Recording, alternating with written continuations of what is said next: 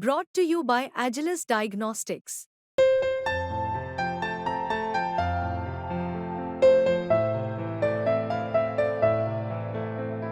Agilus Diagnostics.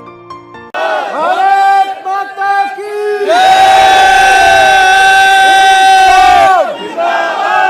इंकलाब आम आदमी party भ्रष्टाचार का एक ही काल भ्रष्टाचार का एक ही काल बहुत बहुत धन्यवाद हमारे बड़े भाई दिल्ली विधानसभा के अध्यक्ष और आप सबके यहाँ के विधायक रामनिवास गोयल जी, सभी यहाँ पर उपस्थित कार्यकर्तागण, पदाधिकारीगण, पार्टी के सभी को मैं बहुत बहुत नमस्कार करता हूँ और धन्यवाद करता हूँ कि आप सब ने मिलके 17 महीने लड़ाई लड़ी है। मैंने तो 17 महीने जेल झेली है, लेकिन आपने 17 महीने मिलके लड़ाई लड़ी है। उस लड़ाई को मैं सलाम करता हूँ। और मैं जेल में अंदर 17 महीने बैठे हुए देखता रहता था टीवी पे कि कैसे हमारे भाई बहन सब मिलकर इस लड़ाई को लड़ रहे हैं। और मैं यकीन मानिए, मुझे बहुत गर्व होता था अंदर जब मैं देखता था कि इनकी तमाम साजिशों और कोशिशों के बावजूद आम आदमी पार्टी के सिपाही, अरविंद केजरीवाल जी के सिपाही एक मुट्ठी की तरह डट के खड़े, एक परिवार की तरह अटके खड़े हैं, कहीं कोई लोचा नहीं। एक ऐसे दौर में जब केंद्र में ऐसी सरकार बैठी है जो ईडी और सीबीआई का उपयोग करके 4 विधायकों पे हाथ रखती है तो पूरी पार्टी गिर जाती है, 2 विधायकों को नोटिस देती है तो पूरी सरकारें गिर जाती हैं। वैसे दौर में, नोटिसों के दौर में, सीबीआई और ईडी के भाजपाई आतंक के दौर में आम आदमी पार्टी एकजुट रही, दिल्ली की सरकार एकजुट रही। इसके लिए मैं आप सबको बधाई देता हूं और मैं गर्व से कहता हूं। मैं जेल में बैठ के भी भगवान का शुक्रिया अदा करता था कि भगवान आपने मुझे जेल में भेजा, ये तो कोई आपका कारण रहा होगा, लेकिन आपने ऐसी पार्टी का सदस्य बनाया जो अरविंद जी के अंदर जाने के बाद, मेरे अंदर जाने के बाद, संजय जी के अंदर जाने के बाद भी सड़कों पे लड़ रही है, एकजुट खड़ी है। ये जरूर कोई पुण्य कर रहे होंगे कि ऐसी पार्टी का सदस्य बनाया। इसके लिए मैं भगवान का भी धन्यवाद करता हूं, आप सबका भी धन्यवाद करता हूं। अभी रामनिवास गोयल जी भाई साहब कह रहे थे कि मैं मुस्कुराता हुआ बाहर आया। क्यों नहीं होता भाई? जिसका कुनबा इतना मजबूत हो वो आदमी रोता हुआ क्यों आएगा?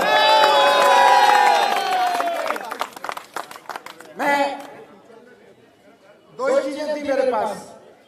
एक तो मेरा अंदर से बल कि मैं गलत नहीं था, इनकी सारी बातें झूठ साबित होंगी, पहली बात तो ये। और दूसरी बात ये कि मेरा कुनबा इकट्ठा था, मेरा परिवार इकट्ठा, तो मेरे पास में कमजोर पड़ने की जरूरत नहीं थी। मैं कमजोर क्यों पड़ता? सच्चा आदमी कमजोर नहीं पड़ता, झूठा आदमी कमजोर पड़ता है। मुझे कमजोर पड़ने की क्या जरूरत थी? मैंने कुछ गलत किया होता तो जेल में बैठ के भी मुझे लग रहा होता अब मेरा क्या होगा। मैंने कुछ गलत किया होता तो जेल से बाहर आते भी मुझे लग रहा होता अब मेरा क्या होगा। लेकिन मुझे पता था मैं तो सच्चाई के रास्ते पे चल रहा हूँ और मेरा वही होगा जो सच्चाई के रास्ते पे चलने वालों का होता है। मेरा वही होगा। स्कूलों के दौरे कर रहा था बार बार, रोजाना सुबह, कभी झिलमिल में, कभी विवेक विहार में, कभी नरेला में, कभी नजफगढ़ में, रोजाना सुबह स्कूल घूमता था। लेकिन इनको लगा कि ये स्कूल जो ये गाजियाबाद में नहीं बनवा पा रहे, जो अहमदाबाद में नहीं बनवा पा रहे, वो हमने केजरीवाल जी ने दिल्ली में बनवा दिया। इससे ये घबराए हुए थे। मोहल्ला क्लिनिक, इससे घबराए हुए थे।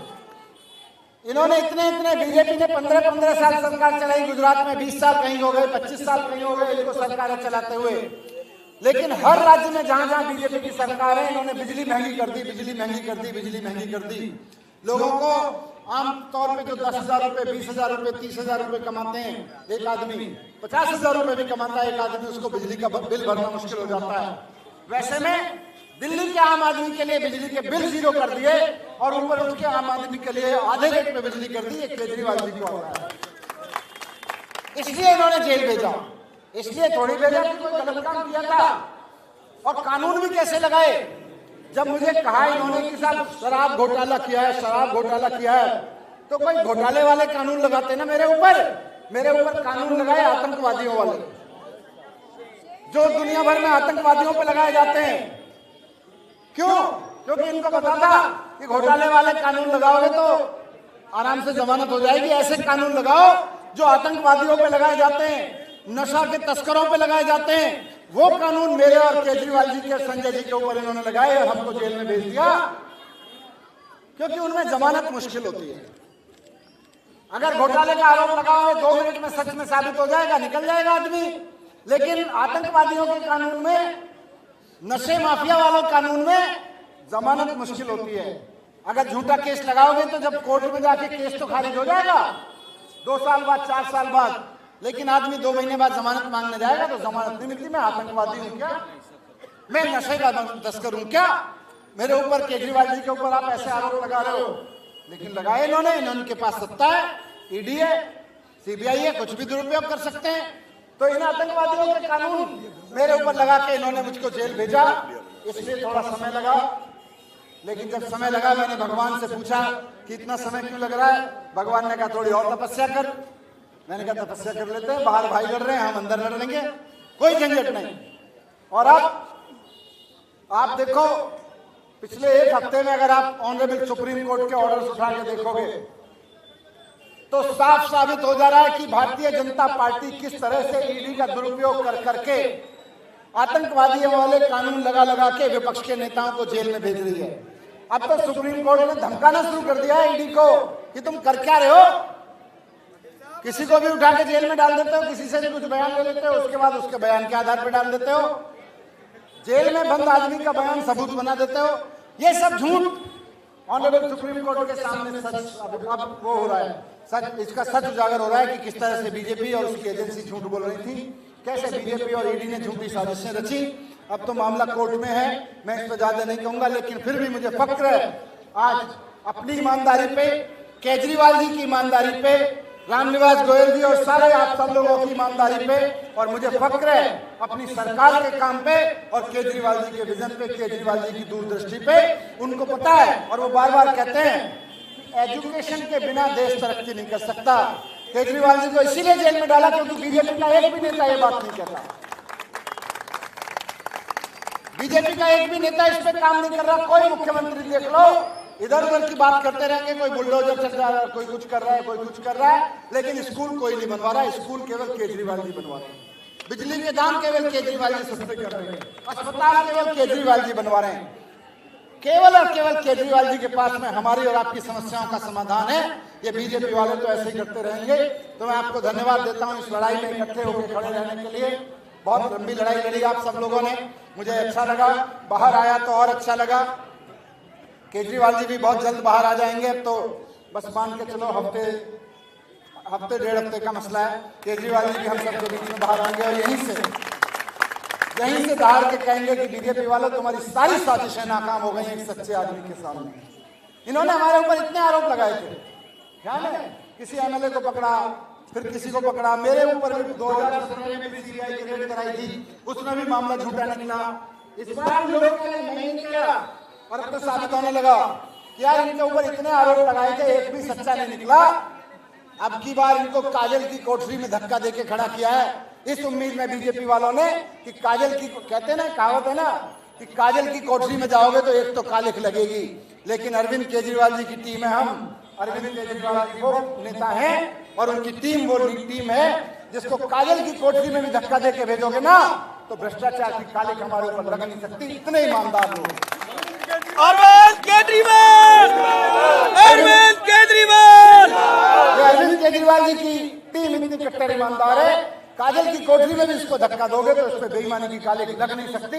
ये बात अब साबित होती जा रही है कि बीजेपी झूठ बोल रही थी। आइए, आपने बहुत मेहनत की, गोयल साहब से बात हुई, आपसे कई और साथियों से बात हुई, बोले जी अब आपने आईटीओ बहुत बुला लिया, आप सादरा आइए। बोले कई बार आईटीओ बुलाया, आप सादरा आइए। तो मैंने कहा चलो सादरा आते हैं। तो आज मैं सादरा के स्कूल के बच्चों के आशीर्वाद से आप हर केस में विजय हो जाए। थैंक यू भाई साहब, थैंक यू। मनीष सिसोदिया, मनीष सिसोदिया। अभी जब मैं पदयात्रा में जा रहा हूँ ना तो रास्ते में चलते हुए कई बच्चे मिलते हैं मेरे को। वो कहते हैं जी मैं 6वीं में था तो आपने आके मेरे सर पे हाथ रखा था मेरे स्कूल में, आप कोई कहीं कुछ मिलता है, कोई कहता है जी मुझे अवार्ड दिया था। इतने बच्चे मिलते हैं चारों तरफ जी। आप मेरे स्कूल में आए थे, दिल्ली का कोई स्कूल नहीं बचा जिसमें मैं कम से कम एक बार ना गया हूँ, 2 बार मैं चला गया हूँ। सही बात है, उन सब बच्चों के आशीर्वाद से, उनके माता पिता के आशीर्वाद से, उनके शिक्षकों के आशीर्वाद से मुझे बाहर आने का अवसर मिला। सच्चाई की जीत हुई है। अब आपके बीच हूँ, आपके साथ रहूंगा कुछ घंटे। आप लोग जहाँ लेके चलेंगे, जिससे मिलवाएंगे, मिलेंगे। बस एक ही अनुरोध है कि थोड़ा धक्का मुक्की ना करते हुए पीछे पीछे चलते रहेंगे। कुछ लोग आगे पीछे करके मुझसे मिलवाते रहेंगे। मीडिया के साथियों से भी अनुरोध है कि थोड़ा एकदम से माइक ना लगाएं। आधा पौना घंटा बाद, 1 घंटे बाद आगे बढ़ते बढ़ते इंटरव्यू भी कर लेंगे। करते रहेंगे धीरे धीरे। धन्यवाद। भारत माता की